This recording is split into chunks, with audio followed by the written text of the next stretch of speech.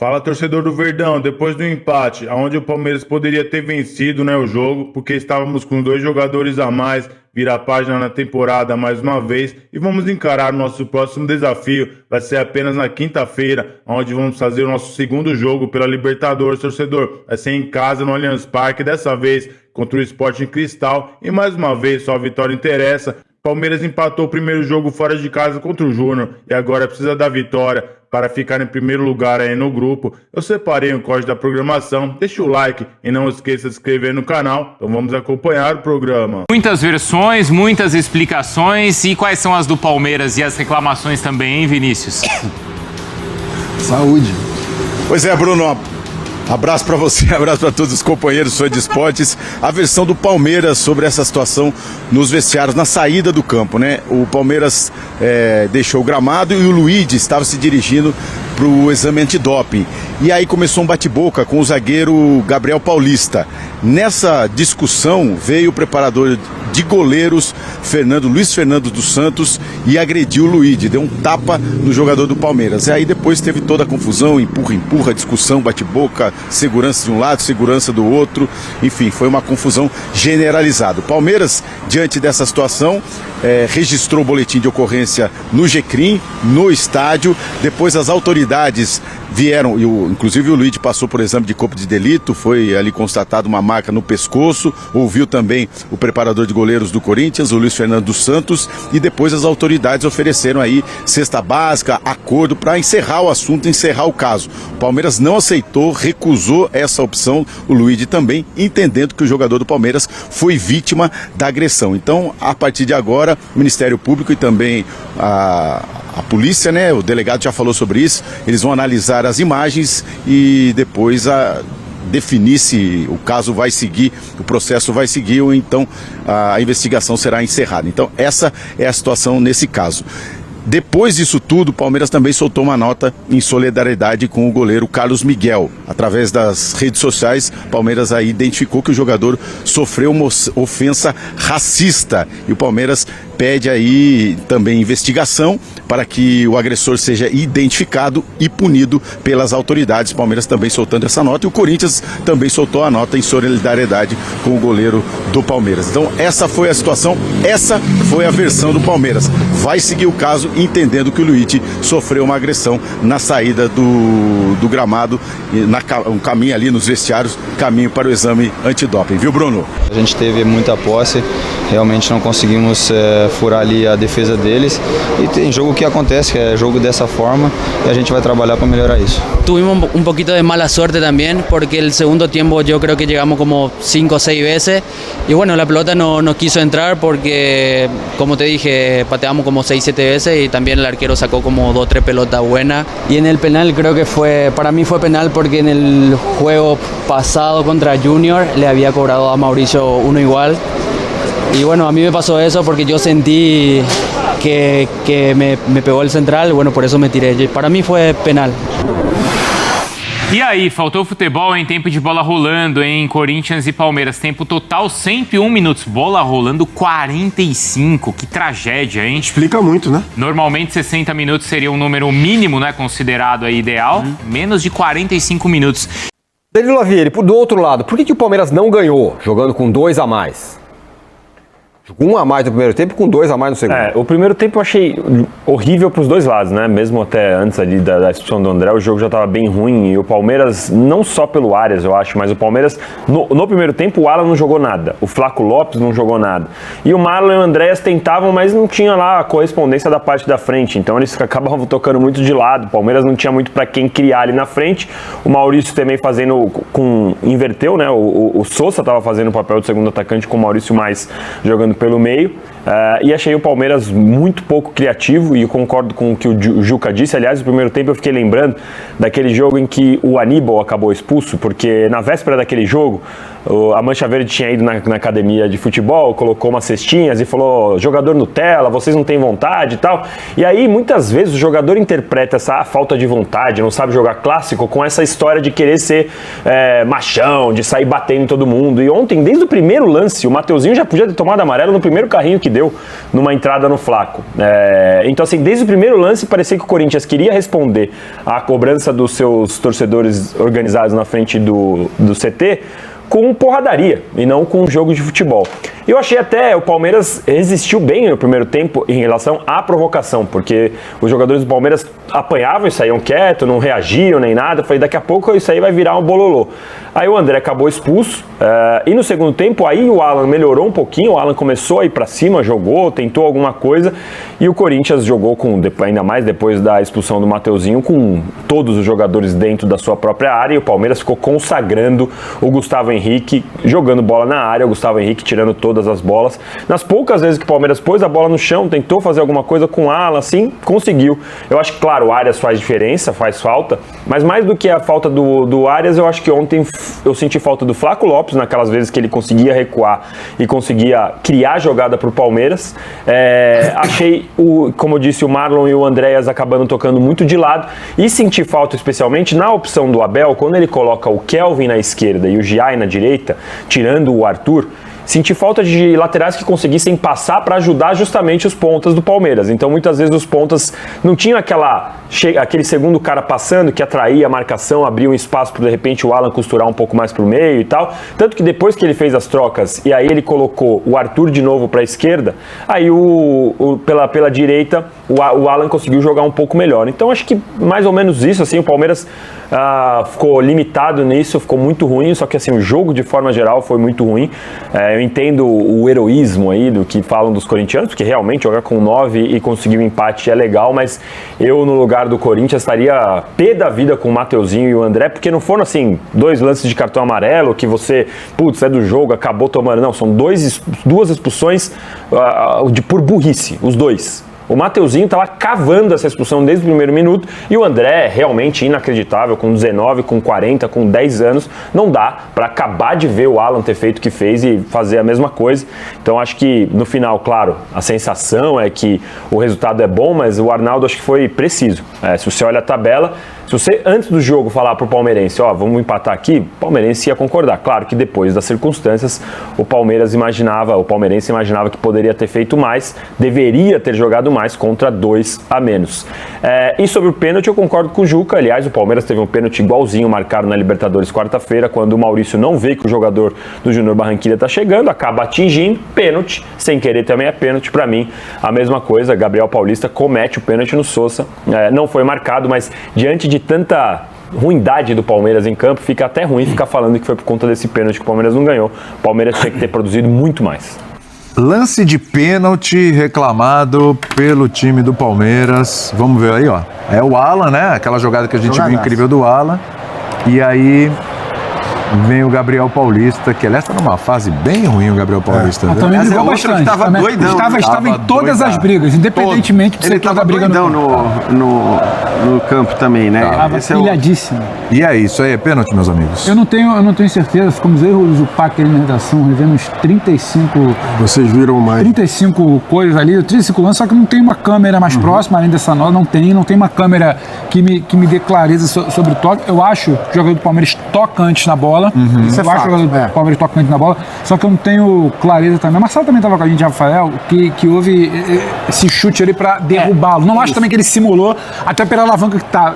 Mas eu não consigo ter certeza. Eu acho que sim, mas eu não consigo afirmar. Eu acho que tem há um toque sutil, no mínimo sutil, do Gabriel. Há uma imprudência do Gabriel Paulista. Sim, acho que ele correu. Acho que é um lance difícil, não é um lance claro. Também não. Mas pela queda do Sousa, a impressão que dá é que o Gabriel enche a panturrilha dele, chegando atrasado, até de maneira involuntária. O Gabriel queria pegar a bola. Mas o toque não foi forte. Então não sei se foi o toque do Gabriel que impediu o Sousa de se manter de pé. É um lance difícil, cara. Sinceramente, não tive clareza do lance, não. Também não tive clareza do lance, mas aí tem um ponto que é o seguinte, para mim, o Gabriel Paulista, ele não viu o Sousa. Geralmente esse tipo de bola, quando vai pingando, o zagueiro enche o pé para zerar a bola. Então ele não viu. Se o Sousa conseguiu dar um toquinho na bola que seja na frente do Gabriel Paulista, o Gabriel Paulista pegou o Sousa. Então para mim seria penalidade, entendeu? E a queda, quer dizer... Mas é que eu não tenho clareza para virar e falar, foi um absurdo.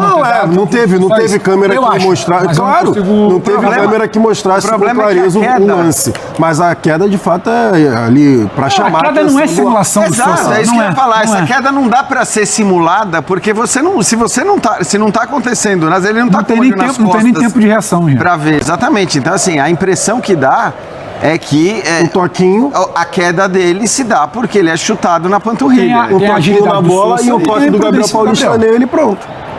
Ao meu ver foi isso. Mas... E aí talvez o VAR não tenha chamado porque embora a dinâmica toda seja uma dinâmica de pênalti, porque né, a hora que ele cai é justamente a hora que o pé do Gabriel Paulista está passando ali, então assim, não dava para ser uma simulação tão perfeita.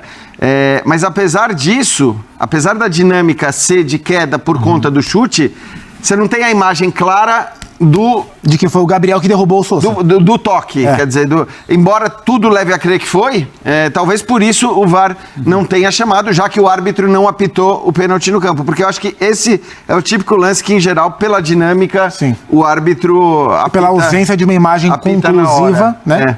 Agora, de pode novo, falar, né? João, pode falar. Assim, eu acho que foi pênalti, mas é daqueles jogos que, por todo o contexto que a gente já falou, 35 minutos com um a mais, 25 minutos com 2 a mais, não dá para pegar esse lance e ficar reclamando da penalidade não marcada. Desse lance, dizendo que por causa deste lance o Palmeiras não ganhou o jogo. Aliás, o Palmeiras, o que faltou de gols pro Palmeiras, sobrou de notas aí, mas tem uma aqui hoje, pós-jogo, que diz o seguinte, ó.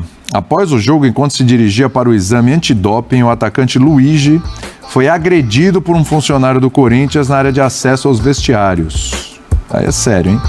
O atleta, juntamente com testemunhas, registrará a ocorrência no GCRIM, que é o Juizado Especial Criminal, né?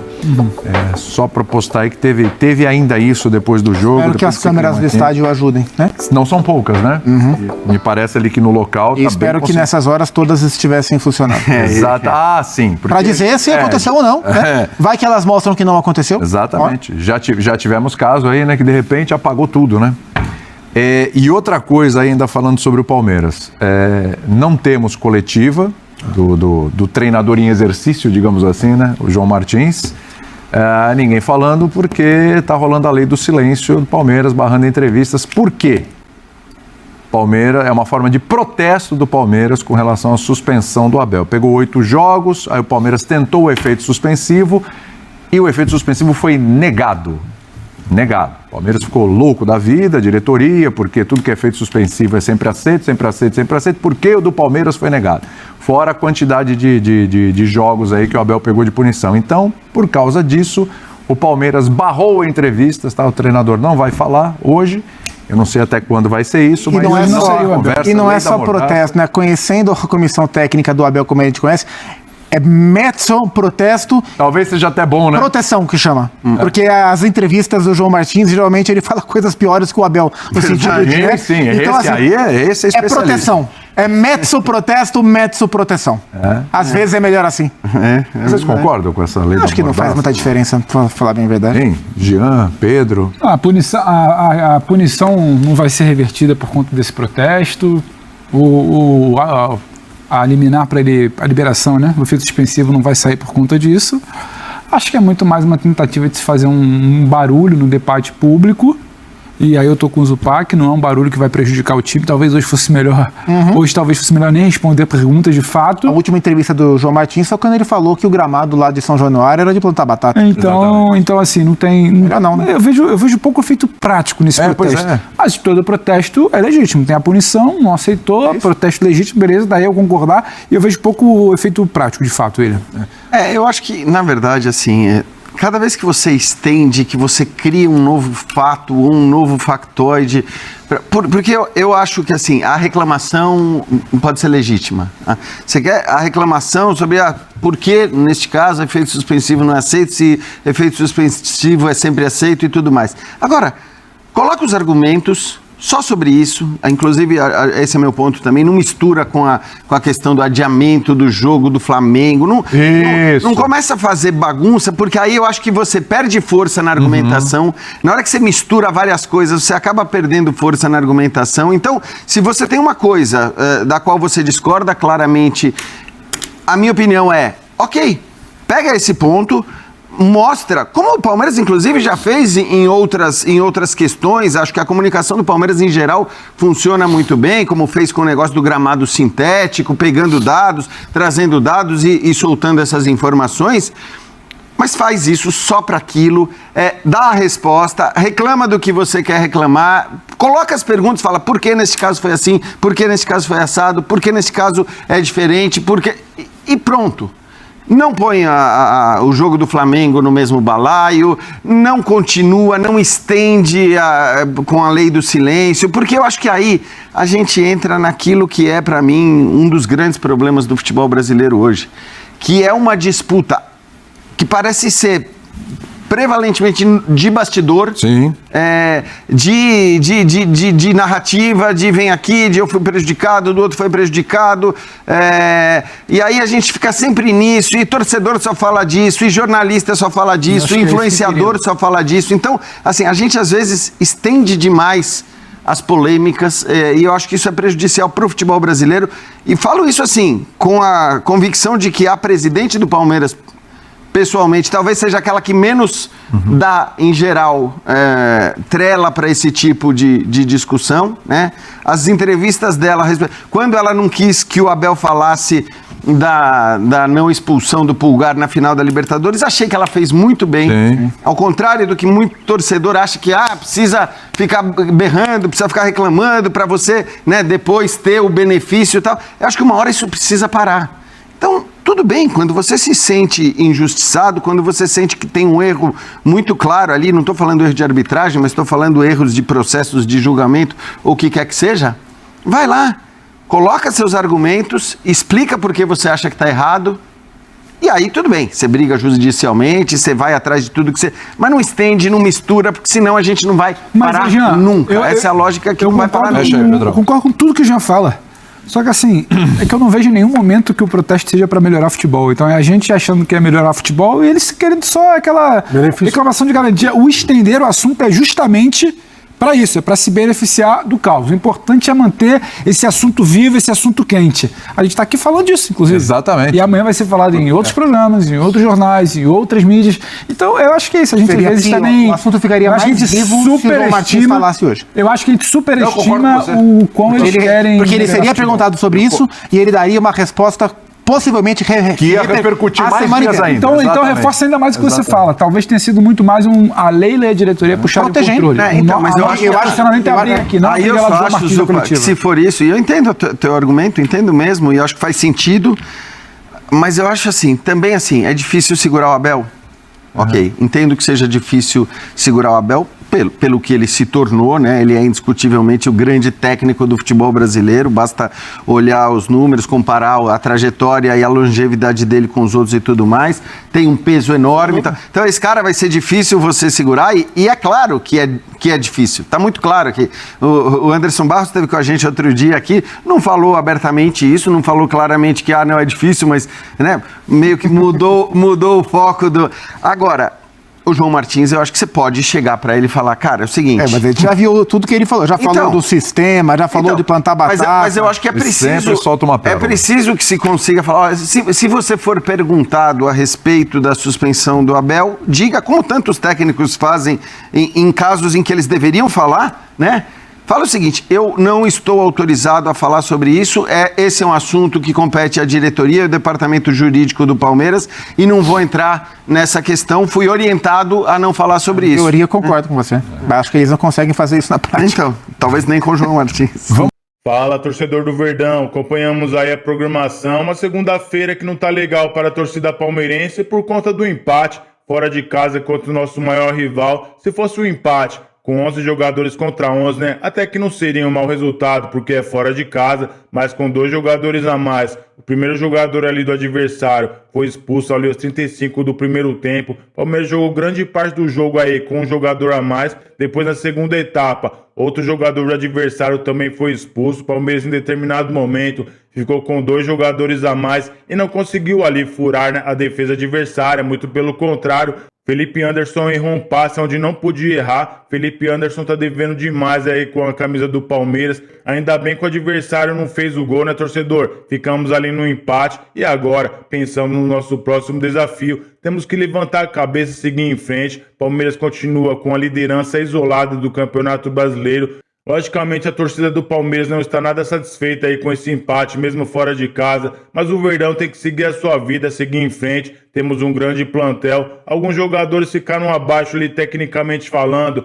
mas não é todos os jogos que o Palmeiras vai conseguir desempenhar bem, né, torcedor? Agora já são 2 jogos aí sem vitórias, empatamos no primeiro jogo ali da estreia da Libertadores contra o Júnior de Barranquilla, empatamos em 1-1 e agora também empatamos fora de casa contra o nosso maior rival, mas se você for ver, são jogos aí difíceis fora de casa, viu? Inclusive, a gente vem de 3 jogos fora de casa, torcedor. Vencemos o Bahia fora de casa por 2-1, vale a pena a gente lembrar, né? Depois 2 empates fora de casa. Então, essa sequência foi difícil aí para o Palmeiras e o Verdão não perdeu, não é mesmo? Muito pelo contrário, esse último confronto deixou de ganhar, que é uma coisa bem diferente. Agora o Verdão vira a página, na próxima quinta-feira vamos fazer o nosso segundo jogo aí na Libertadores.